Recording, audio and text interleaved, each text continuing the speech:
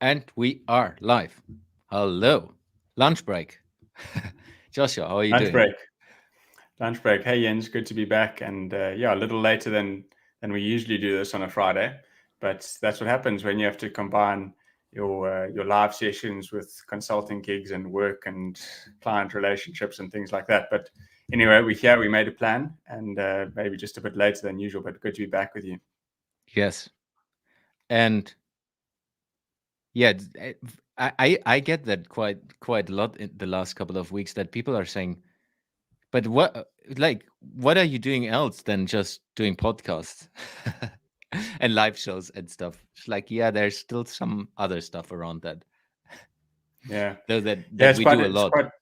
Yeah, we do a lot, and it's also quite interesting. Last night I was reading a piece on stratechery, which I highly recommend to those who are joining live or maybe listening to this in the podcast format. And stratechery is written by Ben Thompson, and it was a fascinating place. And he was referring to the epoch that he thinks we're going into, and he broke it down in terms of some of the past epochs and what that meant for the way that society interacted and things like that. And the last epoch that we're in from a technological standpoint was around messaging. And he used Facebook and social media as the way that people connected and things like that. And it's also fascinating to think about how preceding events contribute to present day experiences and interactions. And he thinks that we're going into what he's termed the broadcasting epoch. Hmm. And if you think about that, what we're doing right now is we are broadcasting, but that's made possible by the messaging epoch, by the connections that have been created inside of that space, and by the technology that's been developed to facilitate messaging. Yeah. And last night I was also just quickly on a Twitter space, and they were talking about creator tools. And it's quite fascinating just to see, Jens, I know we have experimented with a few things, and you've gone down some deep, dark rabbit holes with some of your automation in the background. But it's all, to answer that question of what else do you do besides podcasting and these live shows, is it's all actually connected and there's a strategy behind it. Yeah. So, And yeah. that's what a lot of people don't see. So we are not just doing that for fun. There's a strategy behind it, and of course, there's a lot about how do we create value for people around this topic, and how do we get our topics across in an authentic way, which is one of the topics I have worked on the last year, bringing authenticity on the surface, because there's so much going on in the world where we live in, where people are just trying to show up in different ways, just posting flashy, fancy stuff, and then it's just all show. And though that this is kind of a show environment as well, it's at least it's us. It's like we would talk, and we did this today quite a lot. Talk in the same way like we would talk on a normal Zoom call, and that's I think what is important. But saying to that, you said Ben Thompson is saying that that broadcast is one of the futures. So that means we're on trend. It's not too Well, bad. let's hope, yeah. And I think it's also just a way it sort of and ties in quite well to what we've sort of outlined to chat about today. But it is really about creating a broadcasting framework. Yeah. And I think sometimes when you think about it, and I mentioned it already, is a lot of things are interconnected, and it's maybe just making ourselves aware of that interconnectedness. That is then why broadcasting can become a powerful mechanism. Because if we're honest, anyone can broadcast. You can send up a live session on Facebook, you can start a live Instagram session, and people from around the world can join. And that's one of the beauties that I think technology offers us, is that it allows us to connect with other people right around the world. Yeah. And the difference though is if you value that broadcasting, and if you think through it, and if you ask deeper questions about it, how does it all string together, and why is it all tied together, and how can you use that element in combination with messaging and all of those things to actually get your message across and to connect with people in different corners of the world. Yeah. And the important part, like you said, between the lines, it's the system. How do you integrate and do that in a systematic way that it works, which is the online course I have created. No, So no, let's use no, that. no commercials here. No commercials, but we'll tie it all together. And so let's use that as a bit of a trigger and a transition, Jens. And so Yeah. what we've lined up today to chat about is why reverse mentoring is a leadership tool you should be learning about. And that is it's intentionally put as a bit of a clickbait type of title. Because, and the reason for that is, let me just take a quick riff on this, is around why you should be learning about it. One, it's because Jens and I are very passionate about reverse mentoring and what it can enable and unlock. The second element, though, is because it's actually, and it's something that happened earlier this week when we were having a conversation about it, is that it's actually a tool in itself. Yeah. And the trick is to actually think about how you go about using that tool. And yes, we've touched on what reverse mentoring is, and we've introduced it in different concepts, and we've had young thinkers on our podcast and experienced thinkers on the podcast and asked them generational questions. But we haven't really, at least to my knowledge and my memory, which I hope is quite good, although it used to be, I'm not sure about now, is that we haven't really taken a deep dive on why you should actually be learning about reverse mentorship. Yeah. And that ties into the conversation, like you said, we have had this week, which is another podcast episode we did, and we interviewed Darina, which will come when you see this live, which will come out in a couple of weeks from now. Or if you see this recording, it might be already out. So have a look at the podcast and search for Darina, where we talked a little bit about that. And she was the interesting part of that, she was mentoring me, and she's a little younger than I am. So she was literally my reverse mentor, though that at that time, which was 2014, I've never heard about the term reverse mentorship. So everyone who is interested in that conversation, have a look at our podcast and tune in. But reverse mentorship and mentoring as a tool for leaders, and why is it a tool and why is it important? I agree. For a lot of people, that's not the first thing they would ever think about. It's like, if we just deconstruct it a little bit, reverse mentorship and the way we think about is putting people from different generations together and learning from each other. That's like the base level of it, or engaging with each other, and then the learning, it will be an effect of that. So as a leader, it is important that you open up your mind and look into what are different possibilities if you're in a business context to drive your business towards a certain direction. And reverse mentorship, reverse mentoring is a possibility for you to understand how the world looks like, how the world will look like. If you're an experienced thinker, like we call the more experienced people, engaging with young thinkers, this tool will help you to understand what the future can look like. What are the people who are taking over from you from a corporate setting, who will be the future leaders? How do they think? How do they expect the future to be? Because you, every one of us, if I take us as experienced thinkers, and including myself, is thinking about the world with the experiences we have. So we are always deciding from our background, from our experience, from what I have seen, from what we have learned over the past, and then projecting that into the future. If I discuss things with you, you have completely different background, you have completely different perspective of how the future will look like. That means if we combine our thoughts and have a discussion around that, it's a different outcome. And if you're a business leader, this different outcome might be the thing that helps your business to survive, or this might be the thing that gets your business from a normal track to an exponential track because you're foreseeing what can happen. So, from that, just couple of basics, it's a huge opportunity and a tool that everyone should be using. Yeah, and I think one of the unlocks, at least in my thinking over the last couple of weeks, has really been around thinking about it as a tool that you're then putting into practice. Hmm. And the reason we're framing it, or that I'm framing it as a tool from a conceptual standpoint, is because I think when people think about leadership and the way that people interact and the scenarios and engagement spaces that you're intentionally designing, how and what are you using to reference that design that you're creating? So, Jens, you already touched on it around using experiences that you've had in your past, or training or theory that you've learned, to inform the design that you're creating, or to inform that experience, to form that exchange. But what does that also mean in terms of the way that you bring young people into that space, or younger people into that space? How can that shift the dynamic of that environment or that leadership space that you're creating? And in itself, that tool then grows out over time and it becomes bi-directional. Because sometimes when I think we think about a tool is we think, hey, I've got this tool and this tool is reverse mentorship. Okay, I'm going to put it inside of this scenario. But it's something that evolves. This tool isn't just something that you pick up. It's not like a spanner that you turn a bolt with or Hmm. turn a nut with. It's something that evolves over time and enriches and sort of compounds. So if you think about that on the other side is, what does this do for a young person or a young thinker, as we term them, when you put them inside of that situation? Yeah.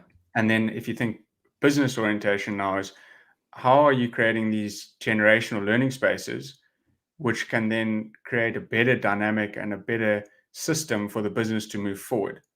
So to use the example that Jens used is around a young thinker's view versus an experienced thinker's worldview. What can the experienced thinker learn from the young thinker to make better decisions? So in the XYZ playground and the reverse mentorship lab, that some of the thinking that we've put down is creating a space where the leaders of today can learn from the leaders of tomorrow. And I think that one of the things that I highlighted to Jens earlier this week was around the ability that an experienced thinker has to process and to conceptualize different or information from different inputs. And I think that that comes from time, and that comes from the ability to think strategically. So in terms of this tool and this space that you're bringing in, we're saying as an experienced thinker, consider how you can utilize reverse mentorship. What different data points does that bring into your space to allow you to be more or better strategically armed with different and new data points to make better decisions going forward? Yeah. And just double clicking on the tool part, a tool is not a means in itself. It's like a tool is there to be used to do something different. So it's not, hey, reverse mentorship is the thing. You need to go and do it because it will be the result. It's not a result. It's a tool. It's an opportunity for you to do things. And that's then linking to what you said from a strategic perspective is, what do you want to achieve? And that can be the young thinker, which I would like to dig deeper, but give you the chance to do that first. Or it can be the experienced thinker. From a strategic perspective, what do you want to achieve as an organization, as a person?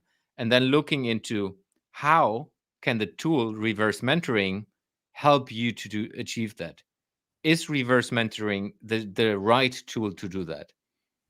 And for me, from a strategic perspective, if you look into, a strategy is based on the vision, and you're looking always forward, you're looking into the future. And for me, a tool that helps you to connect to people who will be living in the future. And we did a podcast recording the other day where we looked into, how do you design something for your grandchildren? That's exactly that perspective.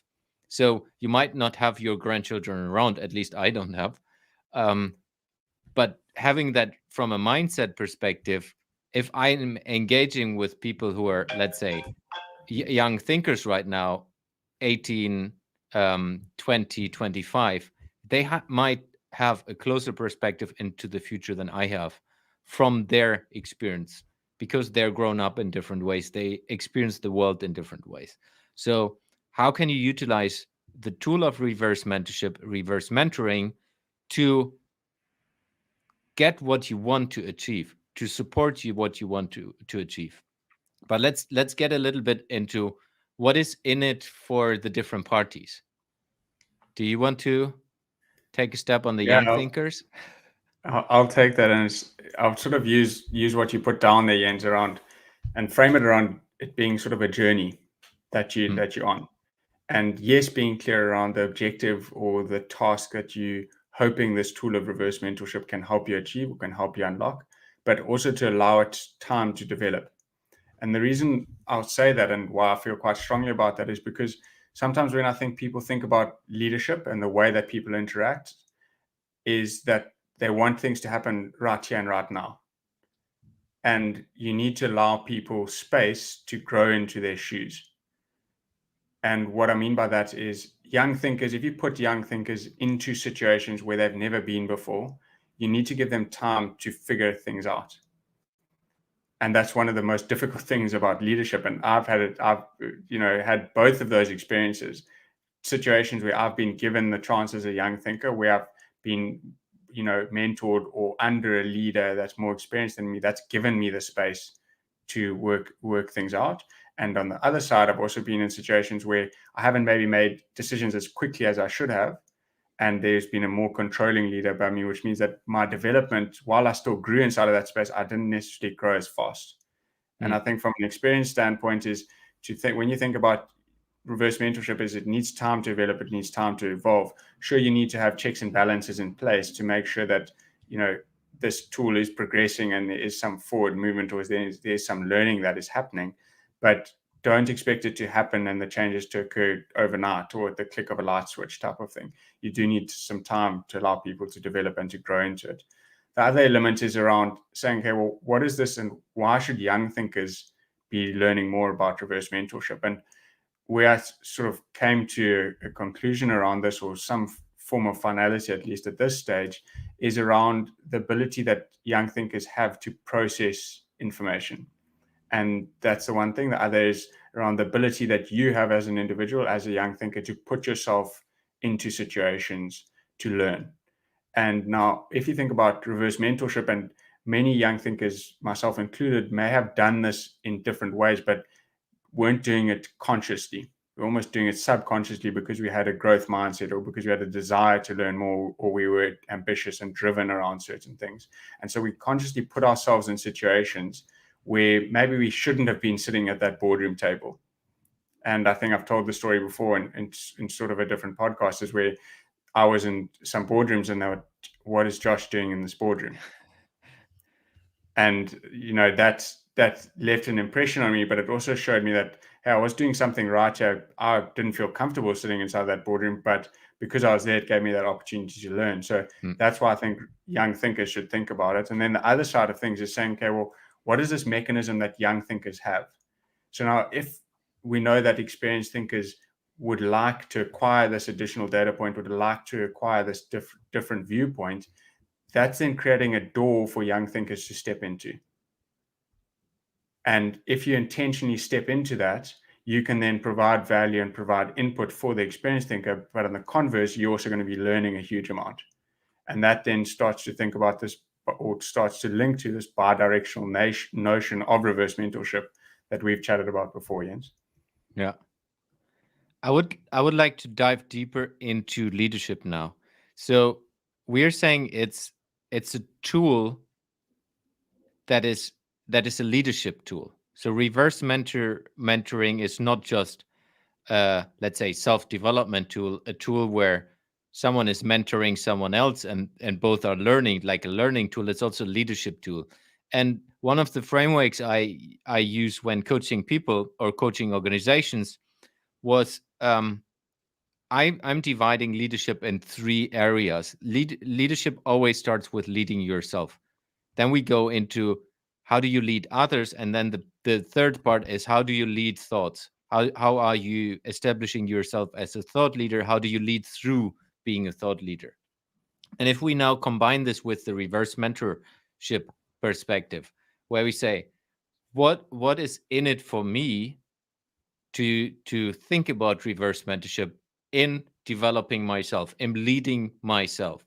Leading myself is always for me is a part where I'm evolving, I'm getting better, I'm developing myself to lead myself towards a perspective of I want to get towards somewhere. So for example, you want to develop yourself in your career, you want to climb the ladder in the corporate. So how can reverse mentorship help me in my position? Now, you can be a young thinker who is just starting from school, going into the corporate world and thinking about, okay, how can I use reverse mentorship to develop myself? The other part is then, how can I use reverse mentorship to lead others? So then you can say, hey, let's say you are a manager in an organization, and you could use reverse mentorship in leading others in a different way. And the same if you're not a manager, if you're a leader in the truth and sense, is how can I use reverse mentorship that people are willing to follow me and really see me as an opportunity to grow themselves. And that plays then in the same way into how do you lead through thoughts? Because if you share your thoughts, if you discuss your thoughts with a young thinker, if I take the experienced thinker position, I will learn. I will learn how do I need to pronounce my thoughts in a way that a young thinker is understanding them, understands them from a context perspective, but is as well attracted by that thoughts, because then I'm leading through the thoughts. Just another thought. Yeah, some really good thoughts and thinking there, Jens, and to try together with a bit of an example around how you could potentially use this tool as an experienced thinker, specifically to focus on leadership development. So if you take the concept, like I mentioned a couple of minutes ago, was around young thinkers needing the space to grow into their shoes and being given an opportunity and then allowing to develop and to evolve inside of that opportunity.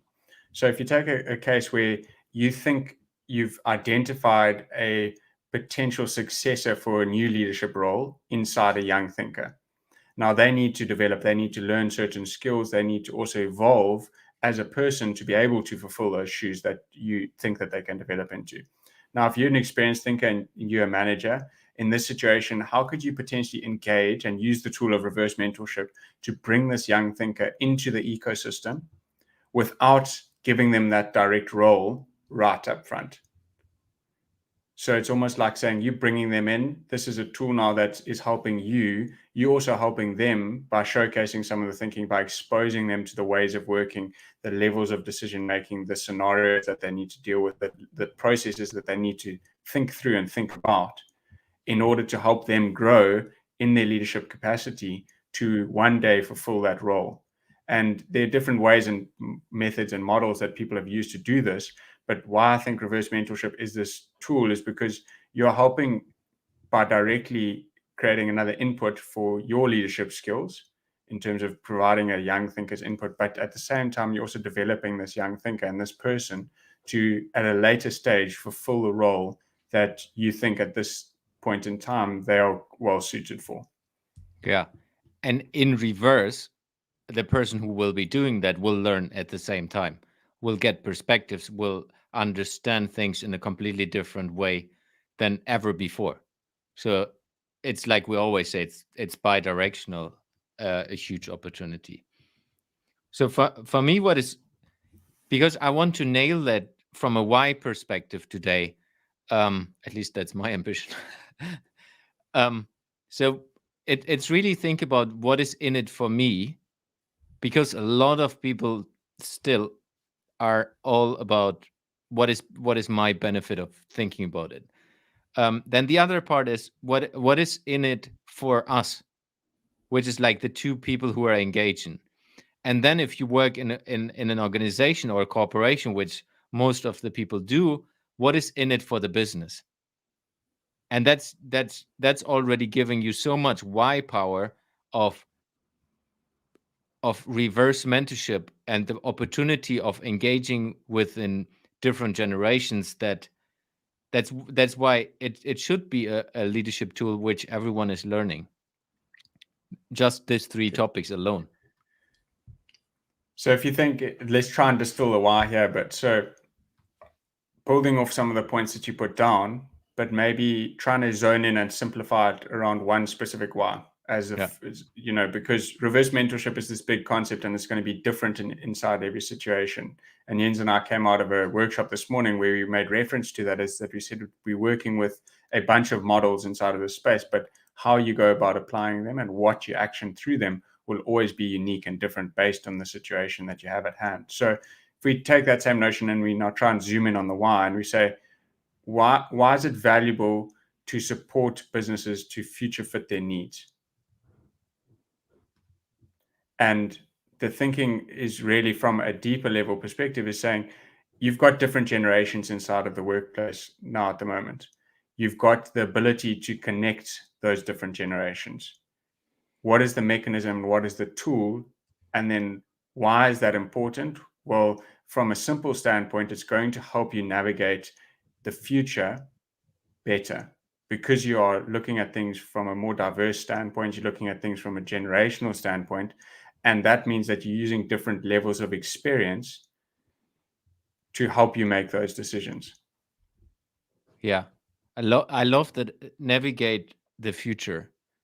I think that's a key point from a why perspective, which this this leadership tool enables. Every organization wants to survive in the future. Every organization wants to evolve in the future. So if you want to evolve, you need to take different perspectives. You need to take different understanding of the future into consideration to be able to serve your clients, your customers, whatever your purpose is, um, in the future. So the future, if we just take the piece of future, the people who are now young, if we just take the age perspective, they will be the future. They will take over the lead of the organization. They will take over management positions inside the business. They will be the future customers. They will be the future clients. So for me, it's like, yeah, of course, it's logically that you take them into consideration as early as possible. Like what you do when you develop a product, you look into, okay, who are the potential customers of this who are willing to buy this? Let's take them on board and see if that's really interesting for them. Validate the assumptions if we take the innovation piece. So so for me it's like, if you want to navigate the future of your organization, of yourself even in the same way, reverse mentorship is one of the tools to consider from a leadership perspective that helps you to get there. So the if we take it from a why, how, what perspective, is the why is navigating the future, enabling companies to survive, enabling companies to evolve, and the how is the reverse mentorship, engaging and working with different organizations. And the what, of course, you can do this in 100,000 ways, in different ways. Yeah, well, But the what in my mind is the individual and yeah, the individuals themselves. yeah, So if you've got a why, it's clear that this will be beneficial to you as a mechanism and as a tool to help you navigate the future, which means that you can future fit some of your needs, dreams, and desires as a business. And that also means, from a strategic standpoint, you potentially attracting and retaining some of the best young talent and young thinkers out there. From a how, is it's really about creating this generational exchange. So that then links very closely to the why, because in my mind, when I think about a whys are dictated and contributed to by the data points and the diversity that they receive.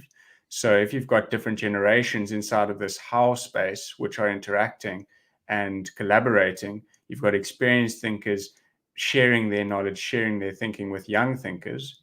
And if we use a practical example to maybe explain this and make it a bit more tangible, is I'll use the example of Jens and I, where Jens has got years of experience in terms of having dealt with how people think and the different cultures and communication touch points.